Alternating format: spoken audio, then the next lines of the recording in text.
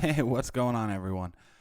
So I didn't post the video from yesterday, but I am going to post it. I guess I'll probably post it around the same time as I post this one, as soon as I do whatever minimal editing I have to do. But I want to talk about Agile again, Agile and Scrum. So, let me go to another Amazon. So that's kind of what I talked about yesterday as well. Let's go to Amazon. So what I talked about yesterday, I'm going to go on more of a rant today, and maybe just because I've been reading more strong, possibly controversial opinions. I don't even like controversial opinions. I don't always think that I'm right, but I'm willing to hear differently. If you know that things are different than what I'm about to say, I would love to hear it. Just in my experience, the people who are running Scrum projects, like, everyone wants to do Scrum, but everyone wants to do Scrum because they hear it's the hot new thing. But really, or like be Agile. Every job interview or every job like application, they always want to know if you have experience in a Scrum or Agile environment. But it really seems like the people who are running these things, they don't even know what they're talking about. And my issue with it seems to be, where is this guy? Robert Martin is definitely the author. Let me find his, literally the book, Agile Software Development. So why is it not going? There we go. So I read this book. This book is Principles, Patterns, and Practices. This book is filled with code, right? So the reason I bring him up, Robert Martin, is because he is Robert Martin.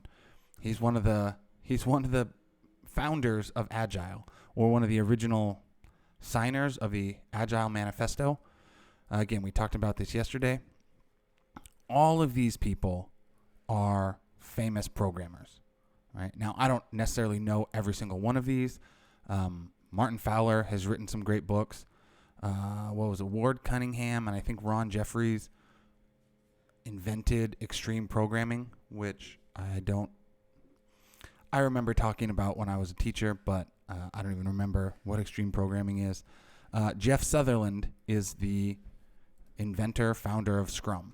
Okay, so all of these people, like I said, I think it's important that they were all programmers, because that means they all, and a lot of them, or maybe all of them, wrote books about it. I think John Kern also did extreme programming, and they, like I said, they wrote books about this stuff.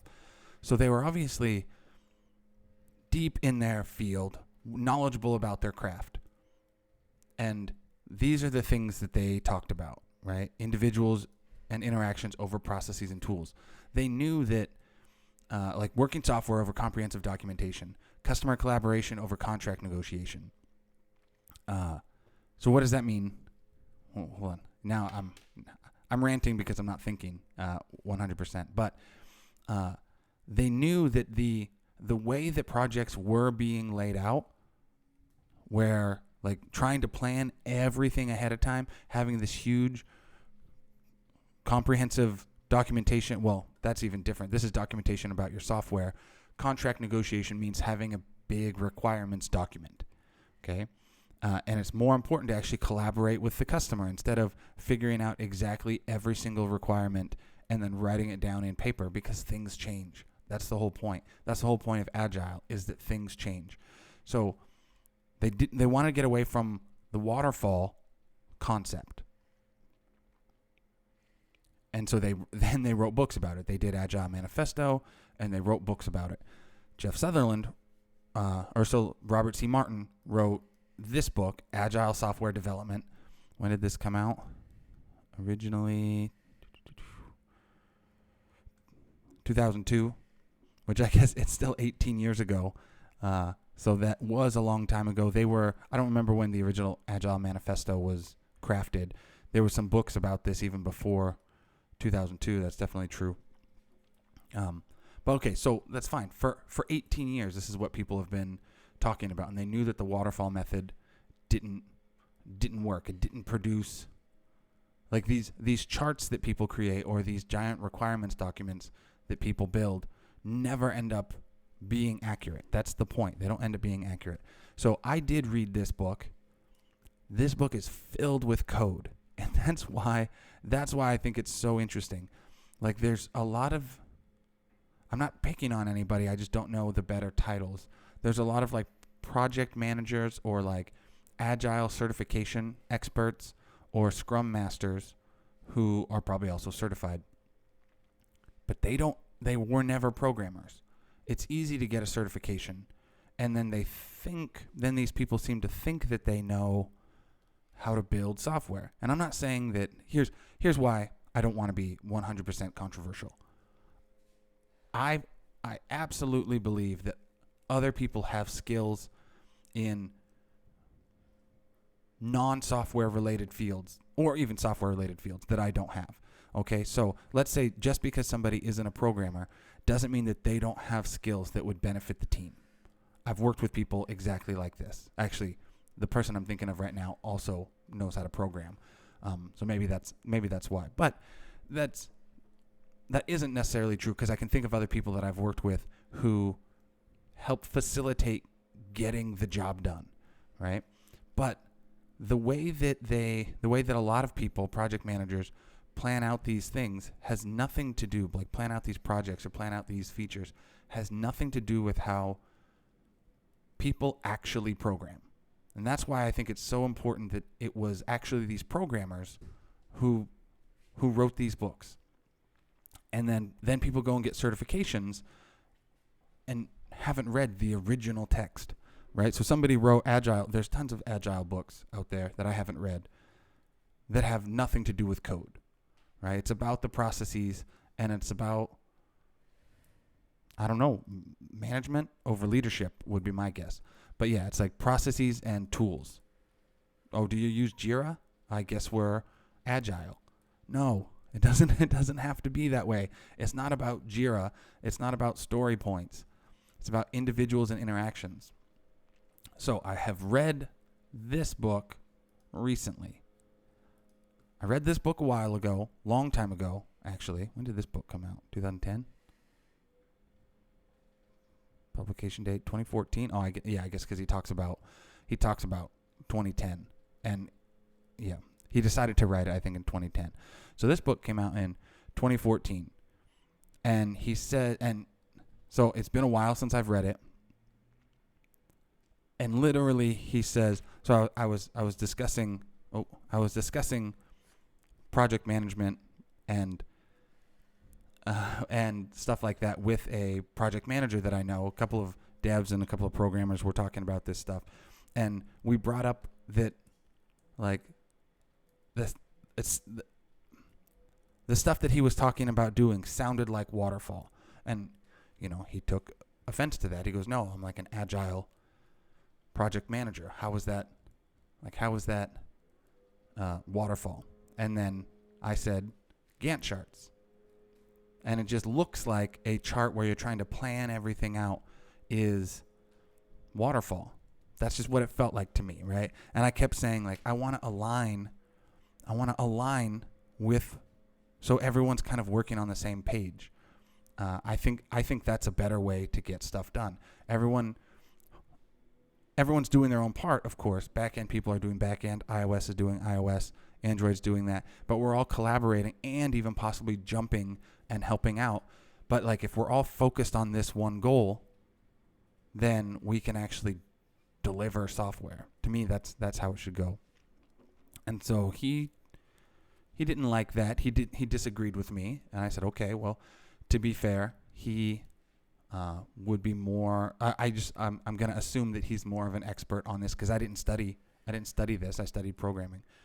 So I went back and I bought this on Audible. I started listening to it this morning, and literally first chapter, he says, Jeff Sutherland, the guy who created Scrum, talks about Gantt charts, and he goes, that's why it's called waterfall, because you, like, the way these brackets are, it's like you have, okay, we're going to get this piece done in 2 weeks, and then this piece done in 3 days, and then this piece done, and then by the end of this project, it will, or by the end of 3 months, we can get it all done. And so it looks like water, going down some stairs or something like that. So the Gantt charts are like literally why it was waterfall.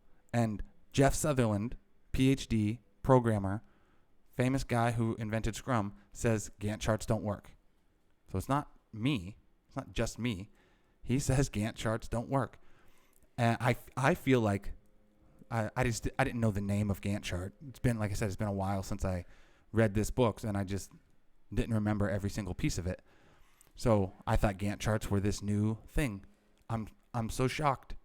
I'm so shocked that somebody could be certified in, like, anybody. I'm not trying to pick on one person right now, but I'm so shocked that anybody could be like certified in Agile or Scrum and think these things that are opposite of what is in the book from the guy who created it. It's a little insane to me, actually. It's a little insane. I said this yesterday, like one of the companies I worked for, when I started working for the company, this was a while ago, but when I started working for the company, during my interview, the same thing. They asked if we were in a if I had ever worked in an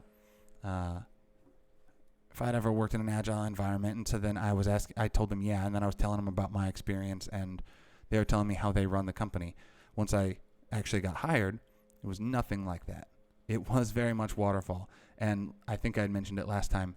I don't remember her exact title, but the project owner was talking to the Scrum Master and trying to get the Scrum Master to plan out the next 6 sprints, which would equal 12 weeks, or what is that, like 3, I'm blanking on the math. I mean, it's stupid math, right? But it's like, I don't want to be wrong, which I now I seem even more dumb. It's like 3 months, right? The math is easy. I paused because I was like, is that 3 or 4 months? I'm a dumb. Whatever. Deal with it. But yeah, like, I don't know what that product manager at that job was thinking. I don't know if she also liked Gantt charts, but I just never heard that word before. But eventually, as we were hiring more people, they were being more honest, and they were saying, by the way, that Scrum Master quit that job. But like they were telling people, we're kind of like Agile waterfall mix. So at least they were trying to be more honest with that. The way that it worked at that place, they said they had, and every company has deadlines. I do understand that, right? You can't just say, well, it's going to take 2 years to build this, right? Because we don't have enough money. But that's still wrong anyway. If you don't have enough money, then build something half the size. Figure out your MVP. Like to me, this all makes sense. But I mean, like that, like build an MVP, build the ready, fire, aim concept of it, whatever it is. Build that, get some money going. That's really what our company, like right now, the company I'm working for, that's exactly what we do. You know, put it out to the customer. Don't spend. We built our app without purchases in 2 months, month and a half, right? We got it out there. We got it into the hands of customers, and then we slowly added features. Okay, well now our next priority is to add in-app purchases so that people can actually buy stuff from the app. Then we added that. Then we started adding, this store so that people could buy physical products, right? So it was one step at a time. It wasn't, and actually before we had that, the plan was to build out something that was going to take 2 years. Actually, the product owner at that time, he had a vision for what he wanted to do with the app. He ended up leaving the company, and then we had another guy come in, and he spent all this time doing BRD, business requirement document, okay, which is this right here. I just learned that from the Scrum book today. The reason they mentioned this was because back in the day with like FBI or whoever, like these software companies, they would have the lawyers come in and all these people would do contract negotiation with the client. And what that means is, tell me exactly all of the features and requirements that you have. Now that we have that, then we will go and build it. We'll give you a timeline, and then we'll build it. And then we'll deliver by this date, and you give us this much money. But we'd get some money up front, of course, so that you can hire the devs. That doesn't work. But it's about customer collaboration, working with your customer, saying, okay, like what's the next feature? What feature do you want? Okay, we'll build that. As we're building it, tell us how you want it to behave. Okay, now what's the next feature that you want? That is customer collaboration over contract negotiation.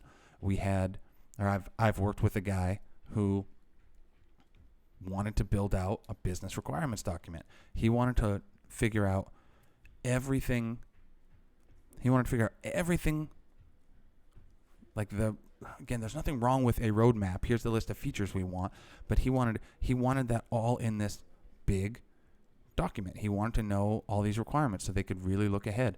And I asked him, I go, well, how is this agile? I just don't understand how this is agile. Because what if we build out feature X and then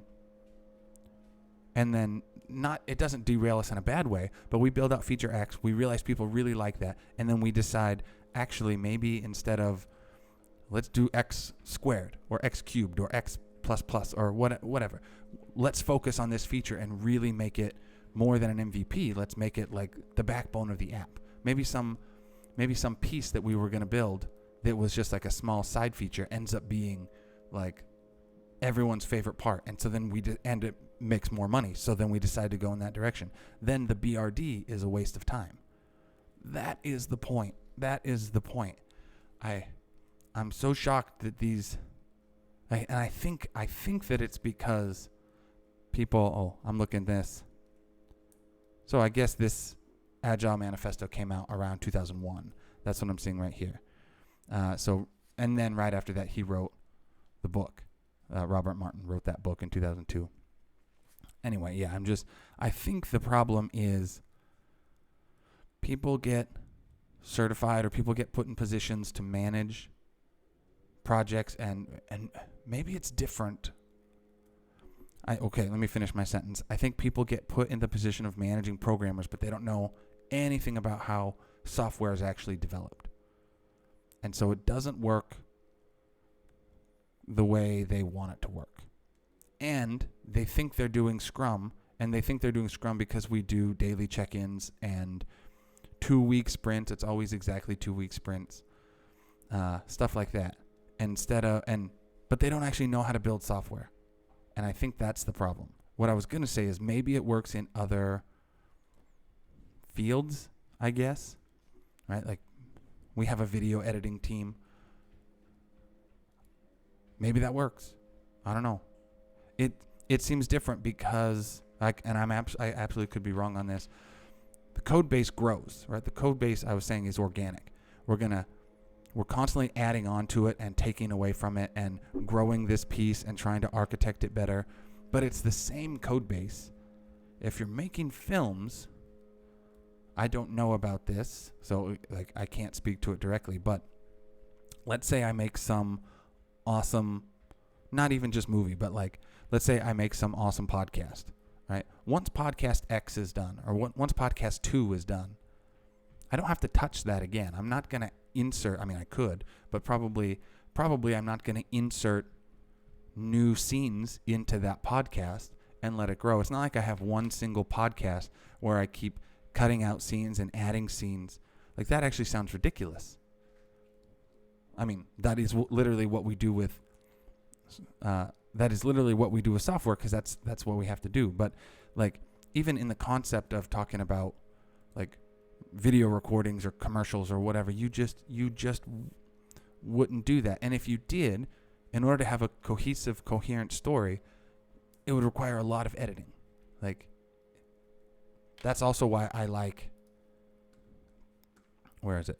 The best architecture requirements design. Oh, no, that's not it. Continuous attention to technical excellence and good design enhances agility. The fact that this software continues to grow means that we have to keep paying attention to having good technical, like, I don't know. I don't have the noun for that. We have to have technical excellence. We have to focus on the architecture. That is why This book focuses so much on the code. That's the thing. How do you be agile? You program it in such a way that things are more easy to change. Now, yeah, I mean, we did that. Anyway, I'm beating it to death. I have another meeting coming up, so I'm gonna go for now.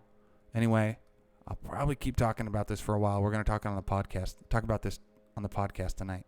Anyway, I'm gonna see you guys later.